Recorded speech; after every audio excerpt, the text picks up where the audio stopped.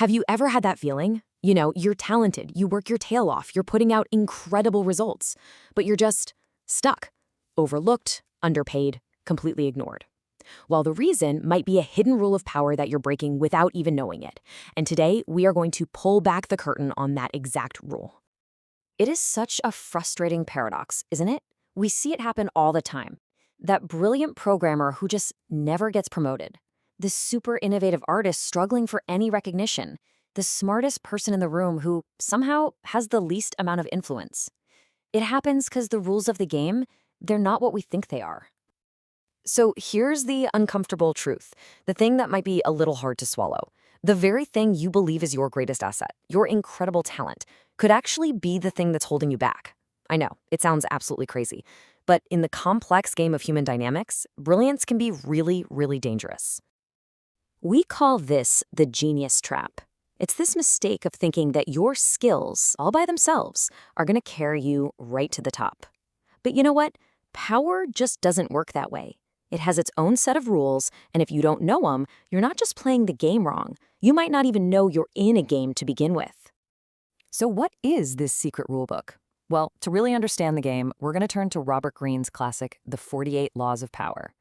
This is a book that takes like 3,000 years of history and boils it all down into a ruthless handbook on what power really is and how it works. And we're going to start with the very first, and maybe the most fundamental law of them all. Okay, let's really break this down. Law number 1, never outshine the master.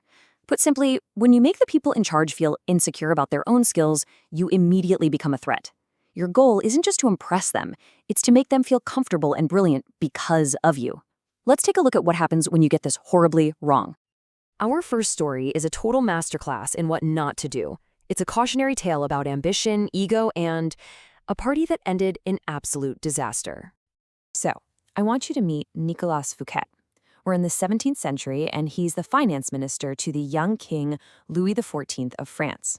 Now, Fouquet was brilliant, he was charming, and he was totally indispensable to the king. But he started to get the feeling that his position was slipping. So what does he do? To win back the king's favor, Fouquet decides to throw the most spectacular, over-the-top party the world had ever seen. And the guest of honor? The king himself. I mean, he invited Europe's greatest minds, he commissioned a brand new play from the famous playwright Molière, and he planned a fireworks display that would completely light up the heavens. His whole plan was to flatter the king, to show off his loyalty and his amazing taste. But the plan? Oh, it backfired. Spectacularly. That night, Fouquet was the star of the show. All the guests were way more impressed by his wealth and his taste than by the king's. Louis XIV, the so-called Sun King, felt completely outshined. And the very next morning, he had Fouquet arrested on completely made-up charges. Nicolas Fouquet spent the last 20 years of his life rotting away in a remote prison. A true genius, destroyed by his own brilliance. This is the genius trap in action right here. See, psychologically, Louis XIV was an incredibly proud man who he absolutely needed to be the center of attention. Fouquet's party didn't feel like a tribute. It felt like a challenge. It made the king feel small, and Fouquet sealed his own fate. He broke law number 1.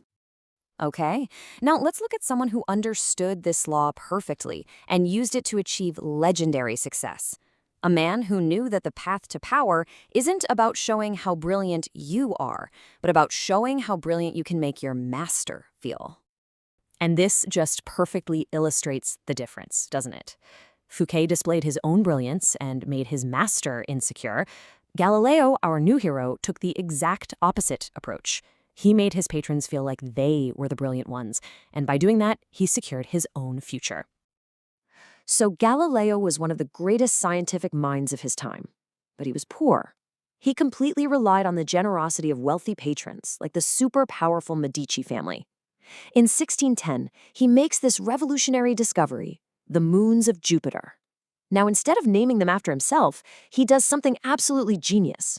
He dedicates the discovery to the Medicis, naming the 4 moons for the 4 Medici sons. He frames them as 4 stars revolving around the mighty Jupiter, which was the symbol of the Medici dynasty itself. So here's the crucial point. Galileo didn't just flatter the Medicis, he tied their family name to the cosmos, to immortality itself. He used his incredible discovery not to lift himself up, but to make his patrons seem more glorious and more powerful than anyone else.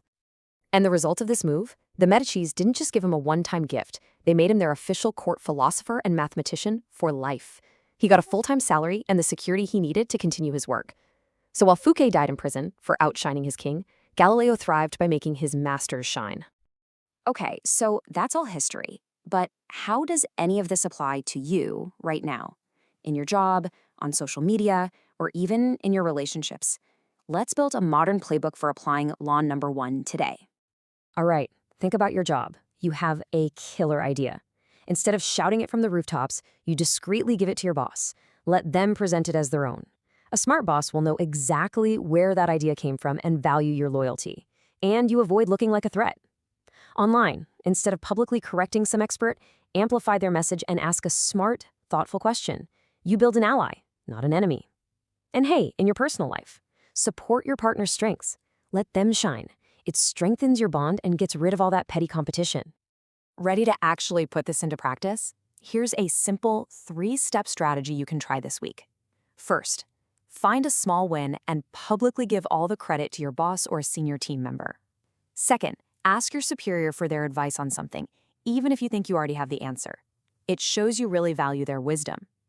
And third, try to identify an area where your boss feels a little insecure and just tactfully downplay your own talents in that specific area. Give it a shot. See what happens. Now, I know what some of you are probably thinking. Isn't this just manipulative? Isn't it dishonest? And you know what? That's a fair question. It's really important that we talk about the ethics of these laws. Robert Greene frames it like this: power is a game. And in any game, you have to pay attention to the results of your actions, not just your good intentions. Fouquet had great intentions. He wanted to flatter his king. But the effect, the result of his actions was humiliation and insecurity. And in the end, that's all that mattered. Look, this isn't about becoming some heartless manipulator. It's about developing social intelligence. The world already plays by these rules, whether we like it or not.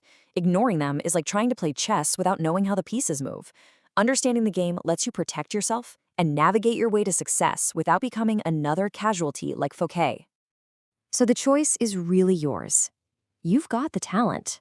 The question now is, how are you going to manage it? Are you going to fall into the genius trap and let the insecurities of other people completely derail your future? Or are you going to learn the game and strategically use your brilliance to elevate everyone, including yourself, to the heights of power? We make these explainers to help you master complex ideas. And honestly, it's all made possible by viewers just like you. Your support helps us fund our AI startup, Einstein AI, as we work to build the future of learning. Thank you so much for watching.